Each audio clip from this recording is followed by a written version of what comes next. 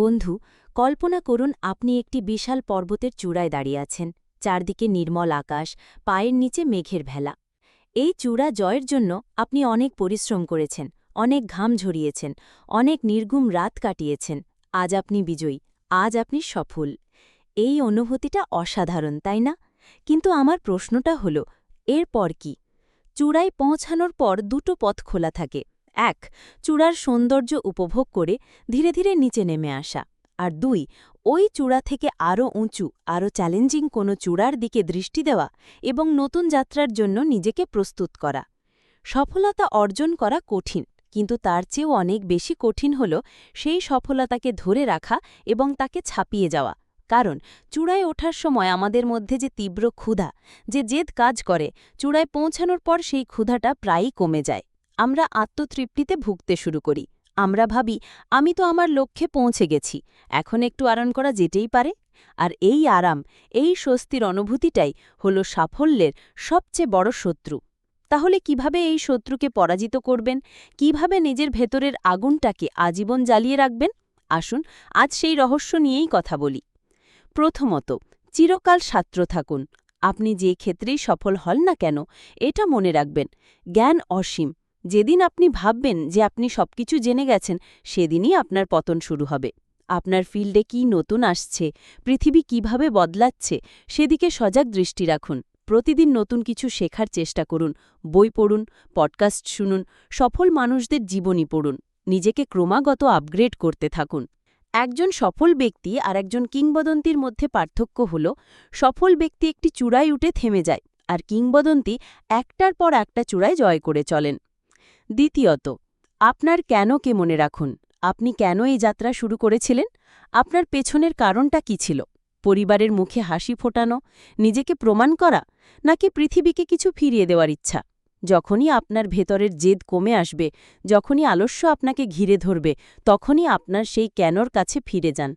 ওই কারণটাই আপনার আসল জ্বালানি, ওই কারণটাই আপনাকে আবারও দৌড়ানোর শক্তি দেবে। তৃতীয়ত, স্বস্তির বলয় থেকে বেরিয়ে আসুন। সাফল্য একটা আরামদায়ক জায়গা তৈরি করে দেয়, কিন্তু মনে রাখবেন, বৃদ্ধি আর আরাম একসাথে থাকতে পারে না। নিজেকে নিয়মিত চ্যালেঞ্জ করুন। এমন কাজ হাতে নিন যা করতে আপনার ভয় লাগে, যা আপনার কাছে কঠিন মনে হয়। ভয়কে জয় করার চেয়ে বড় কোনো মোটিভেশন নেই। আজকের পৃথিবীতে তারাই টিকে থাকে যারা ক্রমাগত নিজেদের সীমানা ছাড়িয়ে যেতে পারে। চতুর্থত, শৃঙ্খলাই আপনার সবচেয়ে বড় বন্ধু। মোটিভেশন বা অনুপ্রেরণা প্রতিদিন থাকবে না। এমন অনেক দিন আসবে যেদিন আপনার কাজ করতে ইচ্ছে করবে না। সেদিন আপনার পাশে দাঁড়াবে আপনার শৃঙ্খলা বা ডিসিপ্লিন। প্রতিদিন সকালে ঘুম থেকে ওঠা, প্রতিদিন ব্যায়াম করা, প্রতিদিন নিজের কাজের জন্য নির্দিষ্ট সময় দেওয়া, এই ছোট ছোট অভ্যেসগুলোই আপনাকে লম্বা রেসের ঘোড়া বানাবে।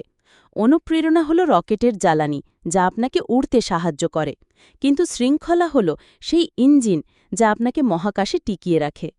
পঞ্চমত, মাটির কাছাকাছি থাকুন। সাফল্য যেন আপনার পা দুটোকে মাটি থেকে ওপরে তুলে না দেয়। বিনয়ী থাকুন। যারা আপনার এই যাত্রায় সাহায্য করেছে তাদের প্রতি কৃতজ্ঞ থাকুন। আপনার সমালোচকদের কথা মন দিয়ে শুনুন, কারণ ফুলের প্রশংসার চেয়ে কাঁটার আঘাতই মানুষকে বেশি সচেতন করে তোলে। যখন আপনি বিনয়ী থাকবেন, তখন মানুষ আপনাকে ভালোবাসবে, আপনার পাশে থাকবে এবং আপনার সাফল্যে নিজের সাফল্য মনে করবে। এবং সব শেষে, ফিরিয়ে দিন। আপনি যা কিছু অর্জন করেছেন তার কিছু অংশ সমাজকে, মানুষকে ফিরিয়ে দিন। আপনার জ্ঞান, আপনার অভিজ্ঞতা অন্যদের সাথে শেয়ার করুন। কাউকে মেন্টরশিপ দিন। যখন আপনি দেখবেন আপনার কারণে অন্য কারো জীবন বদলে যাচ্ছে, তখন আপনি এমন এক অপার্থিব আনন্দ পাবেন যা যে কোনো সাফল্যের চেয়ে অনেক বড়। এটা আপনার সাফল্যকে একটা নতুন অর্থ দেবে। বন্ধু, মনে রাখবেন, সাফল্য কোনো গন্তব্য নয়, এটি একটি চলমান যাত্রা। যে চূড়ায় আপনি আজ দাঁড়িয়ে আছেন, সেটা আপনার শেষ স্টেশন নয়, এটা বেস ক্যাম্প। এখান থেকে আরও বড়, আরও মহৎ এক অভিযানের শুরু। তাই আত্মতৃপ্তির চাদর ঝেড়ে ফেলে দিন। নিজের ভেতরের সেই ক্ষুধার্ত জেদি ছেলেটা বা মেয়েটাকে আবার জাগিয়ে তুলুন। চলুন নতুন চূড়া জয়ের জন্য আবার প্রস্তুত হই, কারণ আপনার সেরাটা এখনও আসা বাকি। ধন্যবাদ।